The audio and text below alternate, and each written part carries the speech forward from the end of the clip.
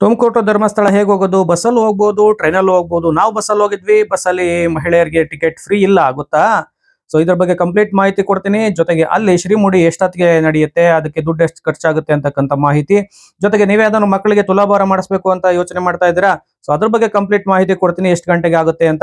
ಜೊತೆಗೆ ಅಲ್ಲಿನ ಊಟದ ಸಮಯ ಎಷ್ಟು, ದರ್ಶನದ ಸಮಯ ಎಷ್ಟೊತ್ತಾಗುತ್ತೆ, ಎಷ್ಟು ಬೇಗ ಆಗುತ್ತೆ, ಎಷ್ಟು ಬಜೆಟ್ ಫ್ರೆಂಡ್ಲಿ ಆಗಿ ನೀವು ಧರ್ಮಸ್ಥಳದ ಟ್ರಿಪ್ ಅನ್ನ ಮಾಡಬಹುದು, ಎಲ್ಲದನ್ನ ಕಂಪ್ಲೀಟ್ ಡೀಟೇಲ್ ಆಗಿ ನಾನು ತೋರಿಸ್ತೀನಿ. ವಿಡಿಯೋ ಇಷ್ಟ ಆದ್ರೆ ಲೈಕ್ ಮಾಡಿ, ಶೇರ್ ಮಾಡಿ, ಕಾಮೆಂಟ್ ಮಾಡಿ, ಸಬ್ಸ್ಕ್ರೈಬ್ ಮಾಡೋದನ್ನ ಮಾತ್ರ ಮರಿಬೇಡಿ. Hi guys, welcome back to my channel. So ನಾವು ಧರ್ಮಸ್ಥಳಕ್ಕೆ ಹೊರಟಿರ್ತಕ್ಕಂಥದ್ದು ತುಮಕೂರಿನ KSRTC ಬಸ್ ಸ್ಟಾಂಡ್. ನೋಡಿ, ಇದು Devaraj Urs terminal bus stand ಅಂತ ತುಮಕೂರಿನಲ್ಲಿ ಇರ್ತಕ್ಕಂಥದ್ದು. ಸ್ಮಾರ್ಟ್ ಸಿಟಿಯಲ್ಲಿ ನಿರ್ಮಾಣ ಆಗಿರ್ತಕ್ಕಂತಹ ಒಂದು ಹೊಸ ಬಸ್ ಸ್ಟಾಂಡ್. ಇದು ತುಂಬಾ ಚೆನ್ನಾಗಿ ಮೇಂಟೈನ್ ಮಾಡ್ತಾ ಇರ್ತಕ್ಕಂಥದ್ದು, ಹೊಸದಾಗಿ ಕಟ್ಟಿರ್ತಕ್ಕಂಥ ಹೊಸ ಬಸ್ ಸ್ಟಾಂಡ್. ನೋಡಿ, ಕಾಣ್ತಾ ಇದೆ. ಎಕ್ಸಿಲೇಟರ್ ಎಲ್ಲ ಇದಾವೆ, ಮೆಟ್ಲಿದಾವೆ.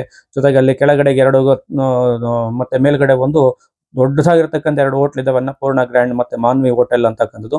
ನೋಡಿ, ಇದು ಮೇಲ್ಭಾಗ. ನಮ್ಮ ಧರ್ಮಸ್ಥಳಕ್ಕೆ ಹೋಗ್ತಕ್ಕಂಥ ಬಸ್ಗಳು ಇಲ್ಲಿ ಮೇಲ್ಭಾಗಕ್ಕೆ ಬರ್ತವೆ, ಅಂಡರ್ ಗ್ರೌಂಡ್ಗೆ ಹೋಗೋದಿಲ್ಲ. ನೋಡಿ, ಇಲ್ಲಿ ಮಾನ್ವಿ ಹೋಟೆಲ್ ಅಂತ ಒಂದು ಹೋಟೆಲ್ ಇದೆ, ಅಲ್ಲಿ ನಾನ್ ವೆಜ್ ಸಹ ಸಿಗುತ್ತೆ ಅನ್ಲಿಮಿಟೆಡ್ ಆಗಿ. ಎಲ್ಲ ಹೊಸದಾಗಿ ಮಾಡಿರ್ತಕ್ಕಂಥದ್ದು.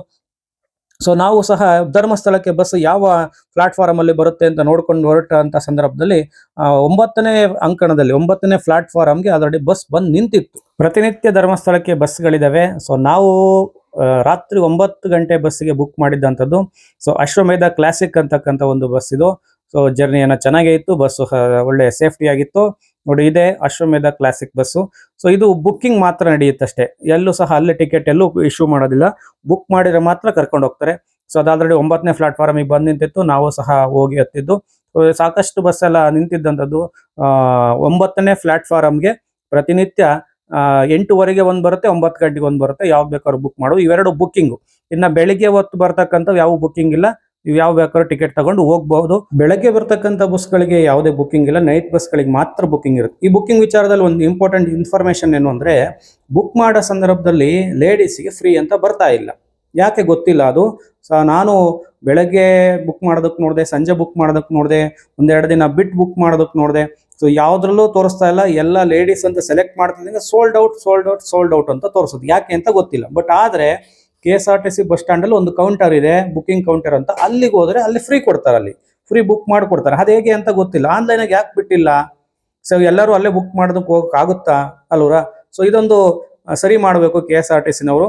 ಇನ್ನೆರಡೋ ಮೂರೋ ಸೀಟು ಬಾಕಿ ಇದ್ವು, ಅವು ಸೋಲ್ಡ್ ಔಟ್ ಆಗ್ಬಿಡ್ತವೆ ಅಂತ ನಾನೇನ್ ಮಾಡಿದೆ, ಬುಕ್ ಮಾಡೇ ಬಿಟ್ಟೆ.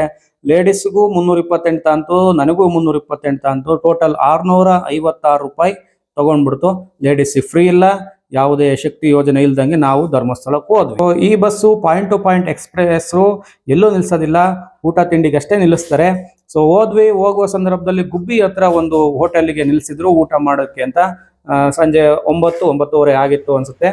ಗುಬ್ಬಿ ಹತ್ರ ಒಂದು ಉಡುಪಿ ವಜ್ರ ಗ್ರ್ಯಾಂಡ್ ಅಂತ ಇದೆ. ಸೊ ಅಲ್ಲಿ ಊಟಕ್ಕೆ ಹಾಕಿದ್ರು, ಎಲ್ಲರೂ ಹಿಡಿದು ಊಟ ಮಾಡ್ತಾ ಇದ್ರು. ಡ್ರೈವರ್ ಸಹ ಊಟ ಮಾಡಿದ್ರು. ನಾನು ಒಂದು ದೋಸೆನ ತಗೊಂಡೆ. ದೋಸೆ ಅರ್ಧಂಬರ್ಧ ಮೇನಿತ್ತು, ನೀಟಾಗಂತೂ ಮಾಡಿರಲಿಲ್ಲ.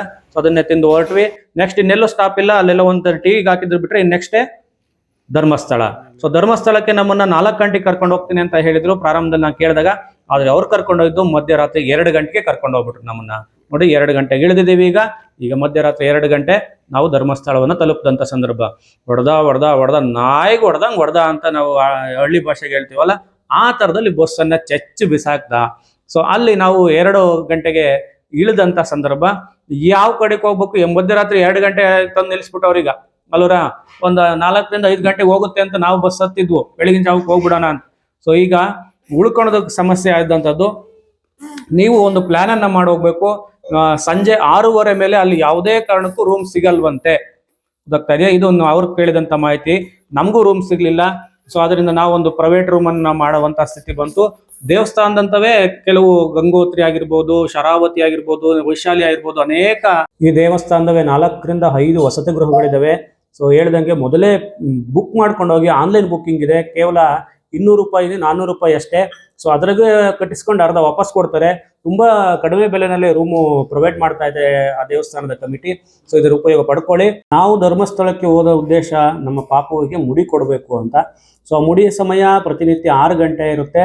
ಇನ್ನ ಭಾನುವಾರ ಮತ್ತೆ ಸೋಮವಾರ ನಾವು ಬೆಳಗ್ಗೆ 5 ಗಂಟೆಯಿಂದನೇ ಶುರುವಾಗುತ್ತೆ. ಸೊ ನಾವು ಏನ್ ಮಾಡಿವಿ, ಮುಡಿ ತೆಗಿಸ್ಬೇಕು ಅಂತ ಸರತಿ ಸಾಲಲ್ಲಿ ನಿಂತ್ಕೊಂಡು ಹೊರಟ್ವಿ. ಸಖತ್ ಜನ ಸೇರಿತ್ತು. ಬೆಳಗ್ಗೆ 6 ಗಂಟೆಗೆ ಅಂತಂದಂಗೆ ಅಲ್ಲಿ ಕ್ಯೂ ನಿಂತಿತ್ತು. ದರ್ಶನದ ಹತ್ರ ಕ್ಯೂ ಇರಲಿಲ್ಲ, ಅಷ್ಟು ಕ್ಯೂ ಮುಡಿ ಕೊಡೋದ ಹತ್ರ ಇತ್ತು. ಸೊ ನಾವೇನ್ ಮಾಡಿವಿ, ಕ್ಯೂನಲ್ಲಿ ನಿಂತ್ಕೊಂಡು ನೋಡಿ ನಮ್ಮ ಪಾಪು ಅವನಿಗೆ ಮುಡಿಯನ್ನ ತೆಗಿಸ್ಬೇಕು ಅಂತ ನಾವು ಧರ್ಮಸ್ಥಳಕ್ಕೆ ಹೋಗಿದ್ದಂಥದ್ದು. ಸರದಿ ಸಾಲಲ್ಲಿ ನಿಂತ್ಕೊಂಡು ನಾವು ಟಿಕೆಟ್ ತಗೊಂಡ್ವಿ. ಟಿಕೆಟು ಹರಕೆ ಮುಡಿಯನ್ನು ತಗೊಂಡು, ಅಲ್ಲಿ ಹರಕೆ ಮುಡಿ ಮತ್ತೆ ಪಂಚಮುಡಿ ಅಂತ ಎರಡು ಕೊಡ್ತಾರೆ. ಹರಕೆ ಮುಡಿಗೆ 20 ರೂಪಾಯಿ, ಪಂಚಮುಡಿಗೆ 30 ರೂಪಾಯಿ. ಅದನ್ನ ತಗೊಂಡು ಮುಂದೆ ಹೋದ್ವಿ. ಇನ್ನೂ ಒಂದು ಕೌಂಟರ್ ಇದೆ, ಅಲ್ಲಿ ಮತ್ತೆ 20 ರೂಪಾಯಿ ತಗೊಂಡು ಏನ್ ಮಾಡ್ರು, ಒಂದು ಬ್ಲೇಡ್ ಕೊಟ್ರು. ಮತ್ತೆ ಮುಡಿ ತೆಗಿಯೋದ ಹತ್ರ ಅಲ್ಲಿ 20 ರೂಪಾಯಿ ಕೊಡಬೇಕು. ಜೊತೆಗೆ ಅಲ್ಲಿ ಮುಡಿ ತೆಗಿಯೋರು ಅವರು ಒಂದಿಷ್ಟು ಟಿಪ್ಸ್ ಕೇಳ್ತಾರೆ, ಅದು ನಿಮ್ಮ ಇಷ್ಟ, ಕೊಟ್ಟರು ಕೊಡ್ಬೋದು, ಬಿಟ್ಟರು ಬಿಡ್ಬೋದು, ಎಲ್ಲರೂ ಕೊಡ್ತಾ ಇದ್ರು. ಸೊ ಇಲ್ಲಾಂದ್ರೆ ನೀಟಾಗಿ ಮಾಡೋದಿಲ್ಲ ಅನ್ನೋ ಒಂದು ಉದ್ದೇಶ ಅಷ್ಟೇ ಅದು. ಈ ಮುಡಿಗೆ ದುಡ್ಡು ತಗೊಳ್ತಕ್ಕಂಥದ್ದು ನಿಲ್ಲಿಸ್ಬೇಕು, ತಿರುಪತಿ ತರ ಫ್ರೀ ಮಾಡಬೇಕು. ಟೋಟಲ್ ಆಗಿ ಇವರು 60 ರೂಪಾಯಿ ದುಡ್ಡನ್ನು ತಗೊಳ್ತಾರೆ ಮುಡಿ ತೆಗ್ಸೋದಕ್ಕೆ. ಅದಕ್ಕೆ ಶ್ರೀಮುಡಿ ಅಂತ ಬೇರೆ ಹೆಸರಿಟ್ಟಿದ್ದಾರೆ. ಇರ್ಲಿ, ಸೊ ಇದೊಂದು ಬದಲಾವಣೆ ಆಗ್ಲಿ.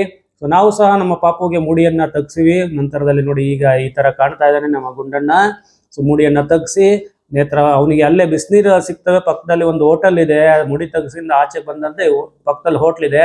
20 ರೂಪಾಯಿ ತಗೊಂತಾರೆ, ಒಂದು ಬಕೆಟ್ ನೀರು ಕೊಡ್ತಾರೆ, ಬಿಸಿನೀರನ್ನ ಸ್ನಾನ ಮಗುವಿಗೆ ಅಲ್ಲೇ ಮಾಡಿಸ್ವಿ. ನಾವು ನೇತ್ರಾವತಿ ನದಿಯ ಹೊಳೆಗೆ ಹೋದ್ವಿ.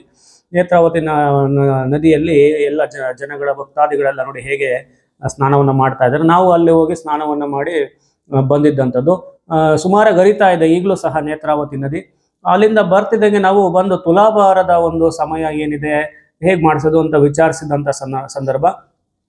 ಸೊ ಅವ್ರು ಹೇಳಿರು ಬೆಳಗ್ಗೆ 8 ಗಂಟೆಗೆ ಶುರುವಾಗುತ್ತೆ ಅಂತ ಹೇಳಿದಂಥ ಸಂದರ್ಭದಲ್ಲಿ ನಾವೆಲ್ಲ ಒಂದು ತುಲಾಭಾರದ ಟಿಕೆಟ್ ಅನ್ನ ತಗೊಂಡು ಲಗೇಜ್ ಅನ್ನ ತಗೊಂಡು ಲಗೇಜ್ ಕೌಂಟರ್ಗೆ ಇಡೋದಕ್ಕೆ ಹೋದ್ವಿ. ಲಗೇಜ್ ಕೌಂಟರ್ ನೋಡಿ ಇಲ್ಲಿದೆ.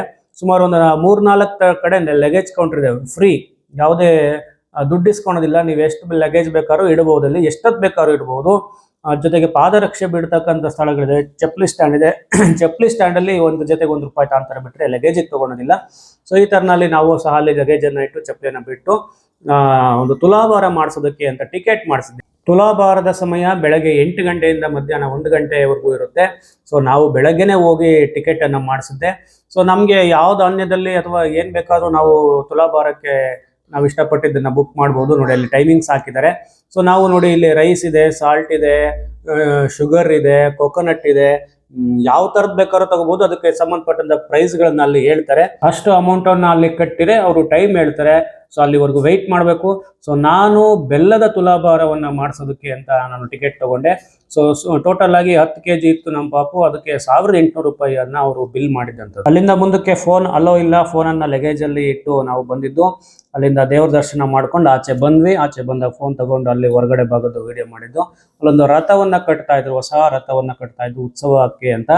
ನೋಡಿ ಹೇಗೆ ಕಟ್ತಾ ಇದ್ದಾರೆ, ಹೊಸದಾಗಿರ್ತಕ್ಕಂಥ ಒಂದು ರಥ ರೆಡಿ ಆಗ್ತಾ ಇತ್ತು. ನೋಡಿ ಅಲ್ಲಿ ಇರ್ತಕ್ಕಂಥದ್ದು ಒಂದು ಉತ್ಸವ ವಾಹನ, ಅದು ಸಹ ರೆಡಿಯಾಗಿ ಉತ್ಸವ ಆಗಿ ನಿಲ್ಲಿಸಿದ್ದಂಥದ್ದು ತುಂಬಾ ಚೆನ್ನಾಗಿತ್ತು. ಸೊ ತುಲಾಭಾರವನ್ನು ಮುಗಿಸ್ಕೊಂಡು ನಾವು ಆಚೆ ಬಂದು ಭೋಜನಾಲಯ ಏನು ಇದೆ ಅದ್ರ ಕಡೆ ಹೊರಟ್ವಿ. ಅಲ್ಲೇ ಫ್ರೀ ದರ್ಶನ ಏನು ಹೋಗುತ್ತಲ್ಲ, ಅದೇ ದಾರಿನಲ್ಲಿ ಭೋಜನಾಲಯಕ್ಕೂ ದಾರಿ ಇದೆ. ಅನ್ನಪೂರ್ಣ ಭೋಜನಾಲಯಕ್ಕೆ ಪ್ರವೇಶ. ಊಟ ಬೆಳಗ್ಗೆ 10:00ವರೆಗೆ ಶುರುವಾಗುತ್ತೆ. ಸೊ 10:00ವರೆಗೆ ಶುರುವಾಗುತ್ತೆ. ಜನಸಾಗರ ಅಂತೂ ಹೋಗ್ತಾ ಇರುತ್ತೆ. ಭಕ್ತಾದಿಗಳೆಲ್ಲ ಪ್ರಸಾದವನ್ನು ಸ್ವೀಕರಿಸಬೇಕು ಅಂತ ಎಲ್ಲರೂ ಸಹ ಸಾಲಾಗಿ ಹೋಗ್ತಾ ಇದ್ದಂಥದ್ದು. ನಾವು ಸಹ ಪ್ರಸಾದಾಲಯಕ್ಕೆ ಹೋದ್ವಿ ಊಟ ಮಾಡೋಣ ಅಂತ. ಊಟದ ಹಾಲನ್ನು ನೋಡಿ ಎಷ್ಟು ಶುಭ್ರವಾಗಿದೆ, ಎಷ್ಟು ದೊಡ್ಡದಾಗಿದೆ ನೋಡಿ. ತುಂಬ ಚೆನ್ನಾಗಿ ಮೇಂಟೈನನ್ನು ಮಾಡಿರ್ತಕ್ಕಂಥ. ಅಷ್ಟೊಂದು ಜನ ಬಂದಂಥ ಸಂದರ್ಭದಲ್ಲಿ ಮೇಂಟೆನೆನ್ಸೇ ಕಷ್ಟ ಆಗುತ್ತೆ. ಆದರೆ ಧರ್ಮಸ್ಥಳ, ತಿರುಪತಿ, ಕುಕ್ಕೆ ಇಲ್ಲೆಲ್ಲ ಪ್ರತಿನಿತ್ಯ ಭೋಜನ ನಡೆಯುತ್ತೆ. ಸೊ ಅಲ್ಲಿ ಎಷ್ಟು ಚೆನ್ನಾಗಿ, ಎಷ್ಟು ಕ್ಲೀನೆಸ್ ಆಗಿ ಇಟ್ಕೊಂಡಿರ್ತಾರೆ ನೋಡಿ ಅಲ್ಲಿ.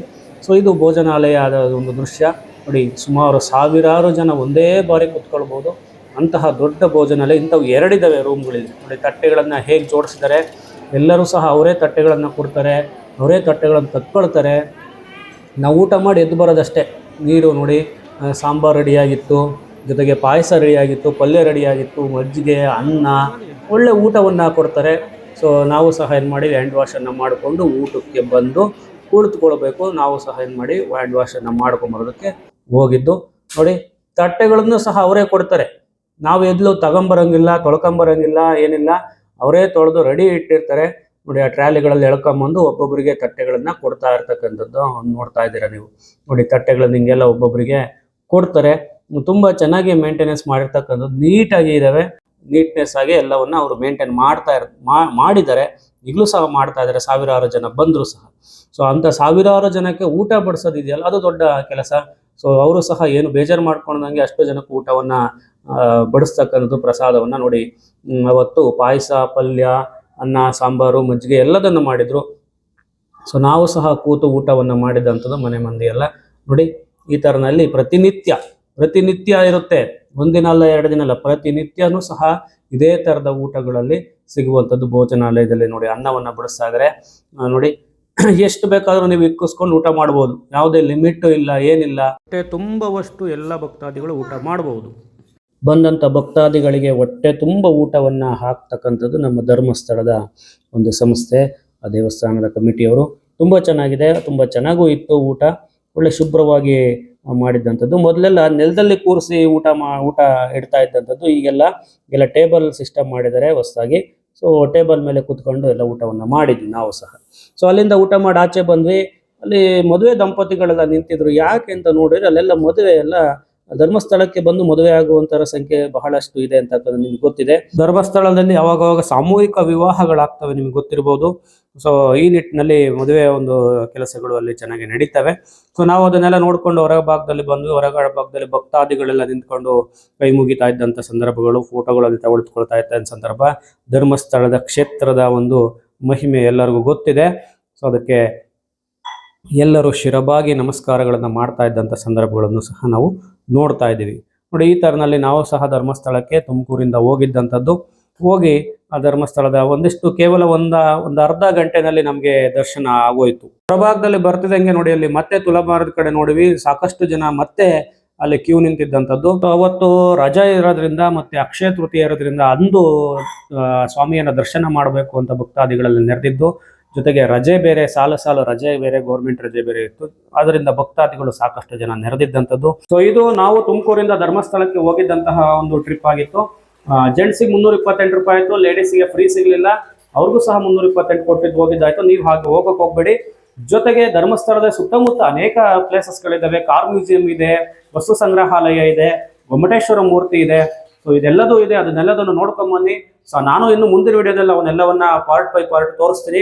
ಸೊ ಜೊತೆಗೆ ಅಲ್ಲಿಂದ ಕುಕ್ಕೆ ಸುಬ್ರಹ್ಮಣ್ಯ, ಹೊರನಾಡು, ಶೃಂಗೇರಿ ಇದೆಲ್ಲದಕ್ಕೂ ಭೇಟಿ ನೀಡಿದ್ವಿ. ಧರ್ಮಸ್ಥಳದಿಂದ ಹೇಗೆ ಹೋಗೋದು, ಯಾವ ರೂಟ್ಗೆ ಹೋಗೋದು, ಬಸ್ ಎಲ್ಲಿ ಸಿಗ್ತವೆ ಅಂತಕ್ಕಂಥದ್ದು ಎಲ್ಲದನ್ನ ಮುಂದಿನ ವಿಡಿಯೋದಲ್ಲಿ ನಾನು ತೋರಿಸ್ತೀನಿ, ನಿಮ್ಗೆ ಹೆಲ್ಪ್ ಆಗುತ್ತೆ. ಸೊ ಒಂದು ಪ್ಲಾನ್ ಪ್ರಕಾರವಾಗಿ ಹೋಗಿ ಧರ್ಮಸ್ಥಳದ ಕಡೆ ಹೋಗೋದಾದ್ರೆ, ಇಲ್ಲಾಂದ್ರೆ ಬಹಳ ಸಫರ್ ಪಡ್ಬೇಕಾಗುತ್ತೆ. ಕೆಲವು ಕಡೆ ಬಸ್ ಸಿಗೋದಿಲ್ಲ, ಕೆಲವು ರೂಮ್ ಸಿಗೋದಿಲ್ಲ.